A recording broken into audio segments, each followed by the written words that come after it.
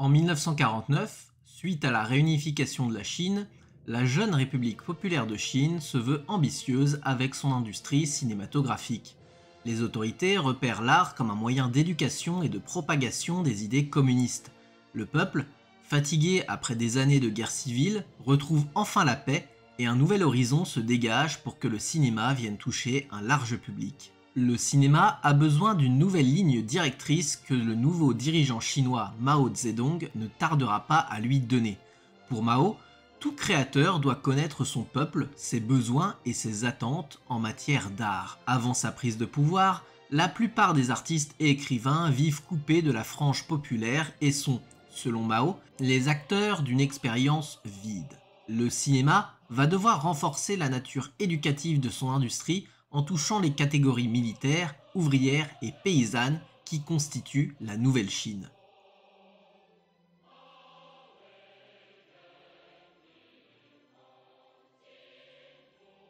Une période de transition s'ouvre entre 1949 et 1952, marquée par une pénurie de main-d'œuvre qualifiée, ne permettant pas à la production et la distribution d'être nationalisées. L'idée est simple, aller à l'essentiel de l'idéologie maoïste en prônant des idées progressistes qui reflètent la vie réelle sous le nouveau régime politique.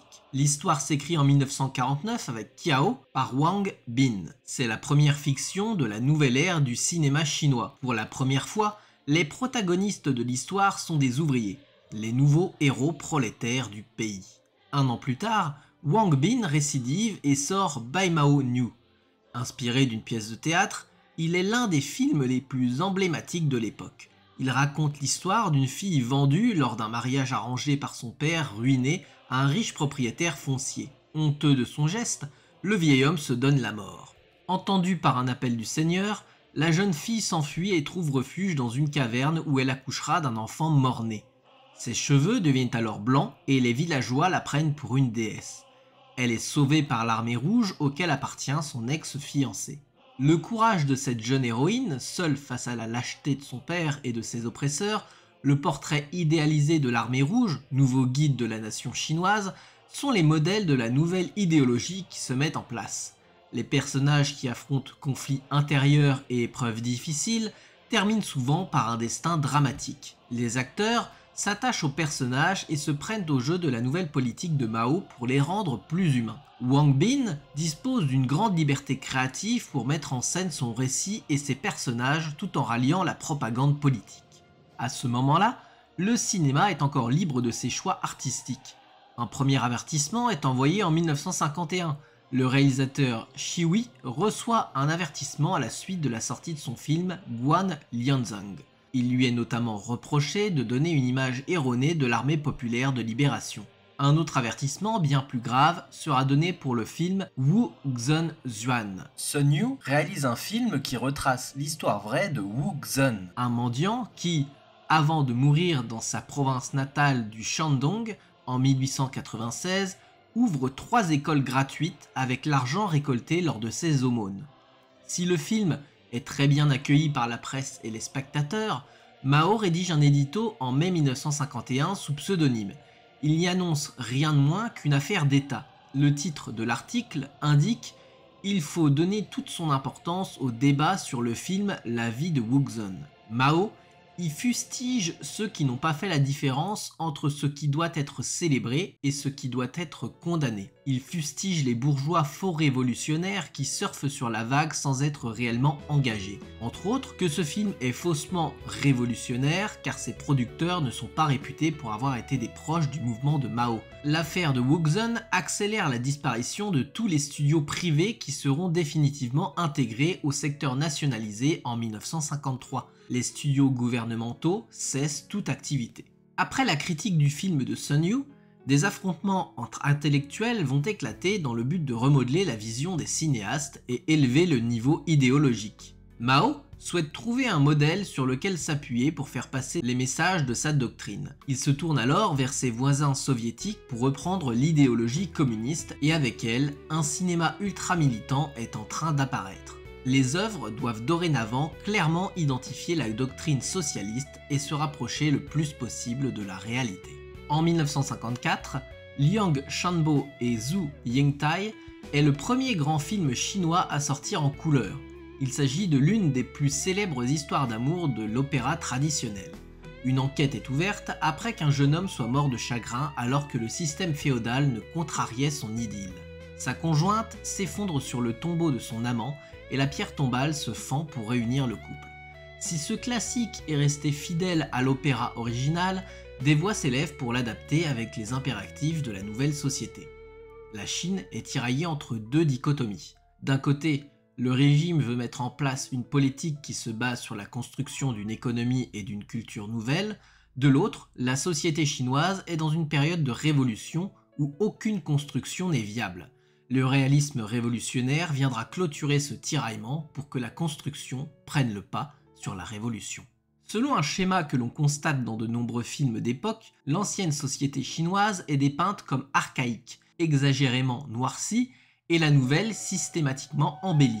Le souci de montrer une société sous un jour abordable est plus important que de montrer la réalité tout court. La nouvelle société se prépare à accueillir et célébrer de nouveaux héros destinés à prendre le relais des anciens qui ont été idéalisés par l'opéra. Pendant que les cinéastes se creusent la tête pour trouver des idées de thèmes susceptibles d'éduquer le public au mode de vie de la nouvelle Chine, le gouvernement avance sa propagande par le développement de documentaires. 80 équipes d'opérateurs sont déployées dans toute la Chine. Les infrastructures se développent sur tout le territoire pour étendre la diffusion jusque dans les zones les plus reculées du pays. Mais le cinéma de propagande fonctionne mieux avec la fiction. Ils sont conçus par des idéologues du parti plutôt que des professionnels du cinéma pour coller au mieux à la ligne politique. Un cahier des charges est établi pour chaque scénariste pour respecter cette ligne. Les personnages sont simplifiés entre les bons et les méchants, les révolutionnaires et les réactionnaires, les patriotes et les traîtres. Tout le cinéma chinois des années 50 et 60 se construira sur cette structure. Les couleurs, claires pour évoquer le positif, sombres pour le négatif, rouge pour représenter la victoire du parti communiste. Des codes couleurs répétés inlassablement à chaque film pour habituer le public. En 1958, Mao ordonne de combiner le réalisme et le romantisme révolutionnaire.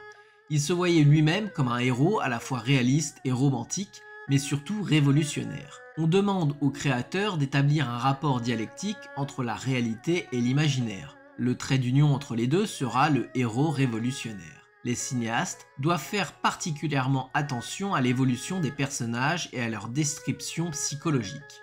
Dans Qin Shun Zige de Chen Wei et Chen Huawei, le parcours du personnage principal, Lin Daojing, intellectuelle petite bourgeoise, va la mener à se transformer en une fervente communiste. Elle suit une évolution inévitable, voire inéluctable, ce qui oblige le spectateur à adopter d'emblée l'idéologie dont le film est empreint. Il est un exemple significatif de l'abdiction des aspirations individuelles au profit de la collectivité et l'absorption totale de l'individu. Souffrant de solitude dès lors qu'elle quitte sa famille appartenant à l'ancienne société, ennemie de la vie et de la révolution, un avenir meilleur s'ouvre à elle. La famille révolutionnaire l'aide à surmonter les difficultés. Le scénario, bien que fortement marqué par la propagande d'État, dessine un personnage d'une étonnante véracité. Le thème de la famille se retrouve dans une majorité des films de propagande en Chine.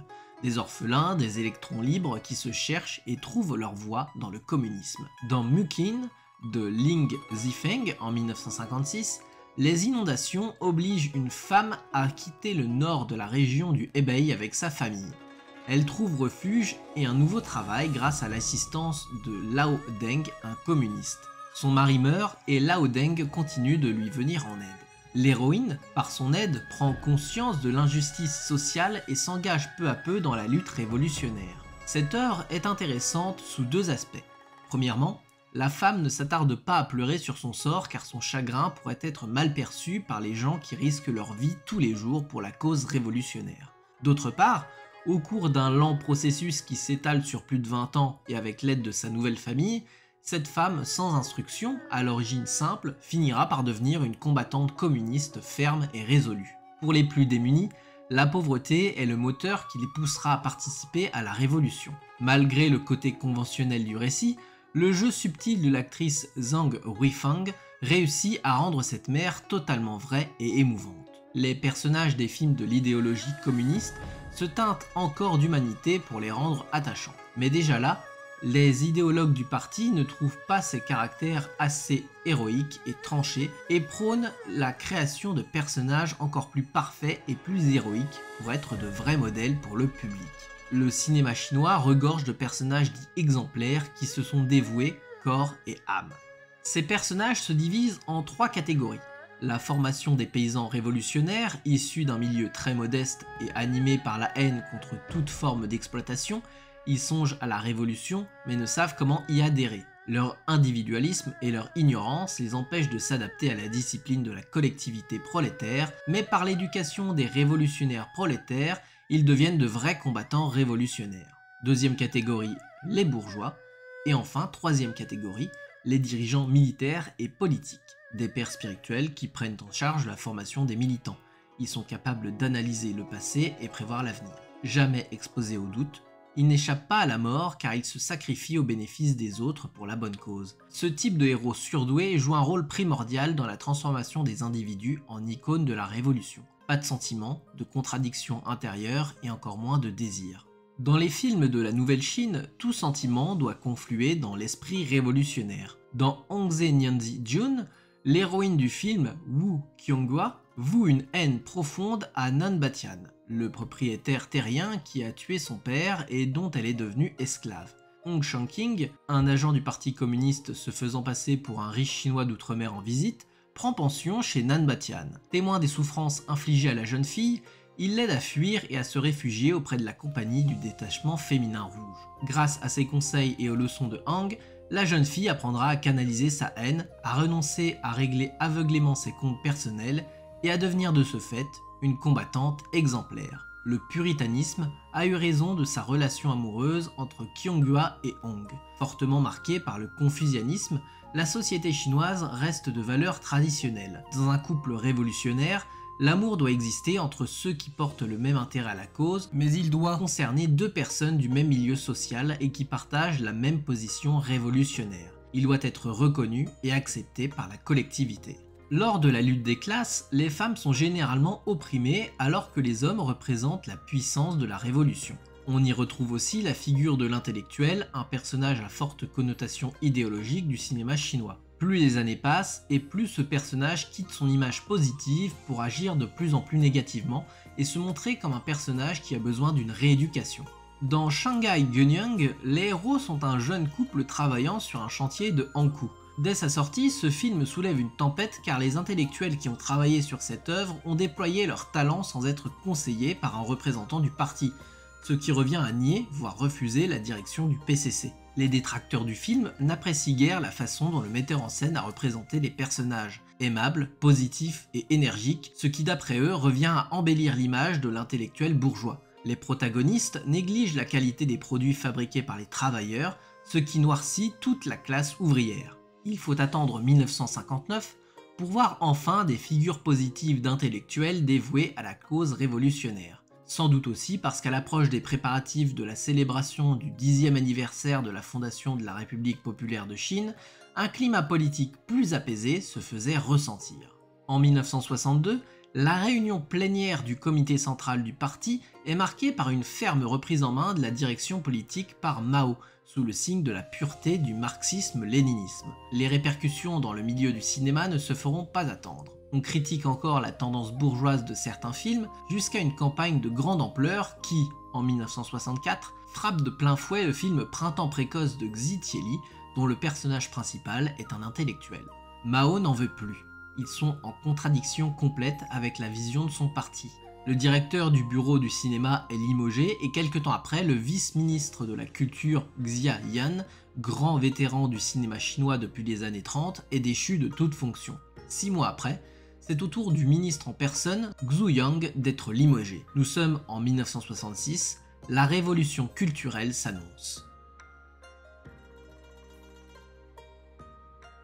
Le mouvement prend déjà forme en 1964 quand, sous l'égide de Jiang Qing, l'épouse de Mao, un festival d'opéra révolutionnaire à thème contemporain se tient à Pékin. Avec un groupe d'idéologues du parti, elle est convaincue de la nécessité de moderniser le cinéma chanté dont les thèmes très liés aux idéaux de la morale traditionnelle était resté quasiment inchangé après l'instauration du pouvoir communiste. Le théâtre parlé, lui, à ce moment-là, n'est pas dans sa ligne de mire. Quant au cinéma, il ne l'intéresse pas en tant qu'art indépendant, sans doute trop difficile à soumettre, et elle compte en faire uniquement la courroie de transmission du nouveau théâtre révolutionnaire auprès des masses. Depuis le début des années 60, les autorités encouragent nettement à l'écriture de pièces de théâtre modernes. Les résultats ne se font pas attendre. En 1963, les revues spécialisées publient déjà plus de 60 pièces modernes et plus de 50 compagnies de théâtre modernes entreprennent des tournées dans les campagnes. Fin 1963, se tient à Shanghai une rencontre nationale de troupes de théâtre, venues de toute la Chine. De nouvelles pièces d'opéra révolutionnaires y sont présentées avec des écrivains réputés. En juillet 1964, le Fanal Rouge débute au premier festival d'opéra de Pékin sur des thèmes contemporains. Forte de son succès, Jiang Qing, dans son discours prononcé devant les artistes du festival réunis pour une causerie, aborde d'emblée le cœur du sujet. Il serait inconcevable que les ouvriers, paysans et soldats, créateurs véritables de l'histoire et seuls maîtres de notre pays socialiste dirigé par le Parti communiste, n'aient pas une place prédominante à la scène. Pour nous, l'opéra, sur des thèmes révolutionnaires contemporains, doit refléter la vie réelle au cours des 15 années qui ont suivi la fondation de la République populaire de Chine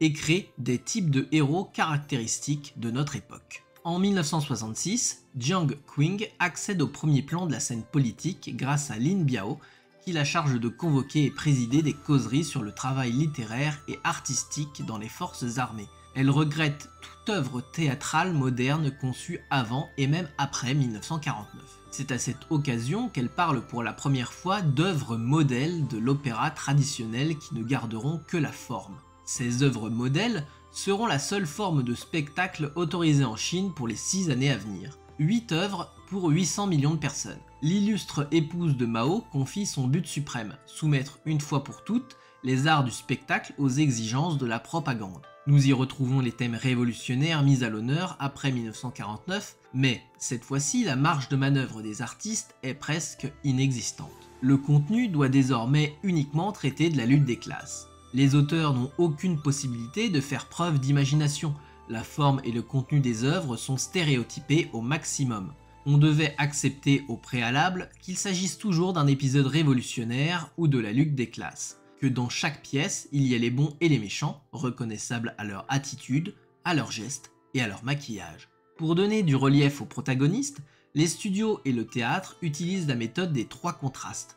Tous les personnages doivent faire ressortir du positif, de ce positif doivent être forgés des héros positifs, et de ces héros doit ressortir le héros principal. Les personnages négatifs sont relégués au second plan. Les personnages intermédiaires sont remplacés par des personnages changeants, dont le statut moral et politique est susceptible de changer grâce à l'intervention des héros qui portent tous des drapeaux, des discours, des slogans et des mots d'ordre. Enfin, les personnages féminins sont obligatoirement sains, lisses et asexués. L'usage constant de clichés et stéréotypes devient la caractéristique principale des œuvres théâtrales et de leur version filmée, seule expression possible du cinéma pendant la majeure partie de la révolution culturelle. Mao confie la réalisation d'œuvres modèles aux meilleurs spécialistes. Il veut en faire la propagande la plus efficace et millimétrée possible. Sang-woo réalise en 1972 un remake de Bai Mao New, dont l'original est sorti en 1950. Un film qui à l'époque était déjà teinté de propagande mais dont l'interprétation était jugée sincère et apportant un vent de fraîcheur. On ne peut pas en dire autant de ce remake dont la chorégraphie est très limitée, les danses sans inspiration et sans grâce. Triste pour un film de ballet.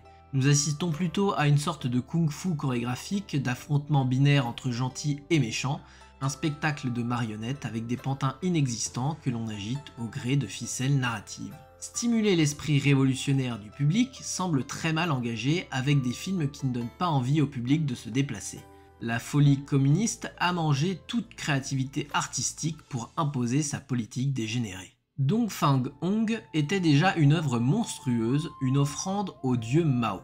Mais aux yeux des idéologues fous réunis autour du couple Mao-Jiang, ce n'était toujours pas suffisant. Ce même film fut critiqué puis interdit, car c'est une propagande à un niveau encore plus élevé qui s'exerce désormais dans tous les aspects de la vie des Chinois. Ceux-ci ne peuvent plus régler leur existence qu'en fonction de la volonté omniprésente du grand timonier et des dictats de la ligne qu'il représente au sein du Parti communiste. Pendant cette triste période de la révolution culturelle, le cinéma n'est plus qu'un redoutable outil d'enregistrement et de divulgation de la propagande et frôle la disparition en tant qu'art indépendant.